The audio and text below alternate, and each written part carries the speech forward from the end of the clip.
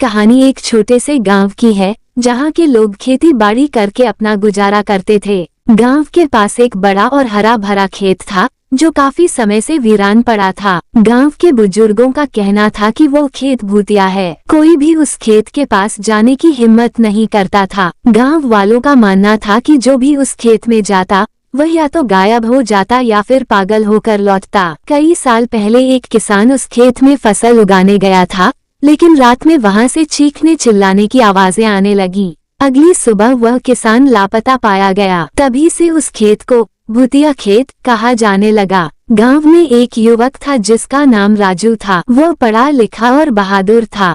उसे इन भूत प्रेत की कहानियों पर यकीन नहीं था। उसने ठान लिया कि वह सच्चाई का पता लगाएगा। एक दिन उसने अपने दोस्तों के साथ उस खेत में रात बिताने का फैसला किया। राजू और उसके 3 दोस्त टॉर्च, खाने पीने का सामान और डंडे लेकर खेत में पहुंचे। रात घिरते ही माहौल डरावना हो गया। चारों दोस्त एक पेड़ के नीचे बैठे बातें कर रहे थे कि अचानक ठंडी हवा चलने लगी और झाड़ियों से सरसराहट की आवाजें आने लगी। धीरे धीरे उन्हें ऐसा लगा जैसे कोई उन्हें देख रहा हो। तभी पास के कुएं से एक डरावनी आवाज आई। चारों के रोंगटे खड़े हो गए। राजू ने हिम्मत दिखाते हुए आवाज की ओर बढ़ना शुरू किया। कुएं के पास पहुंचने पर उन्होंने देखा कि वहां एक बूढ़ा आदमी बैठा हुआ था, जो जोर जोर से हंस रहा था। पूछने पर पता चला कि वह गांव से दूर रहने वाला एक पागल आदमी था, जो रात में लोगों को डराने के लिए इस खेत का इस्तेमाल करता था। राजू ने इस बात का खुलासा पूरे गांव में कर दिया। गांव के लोग पहले डर गए थे,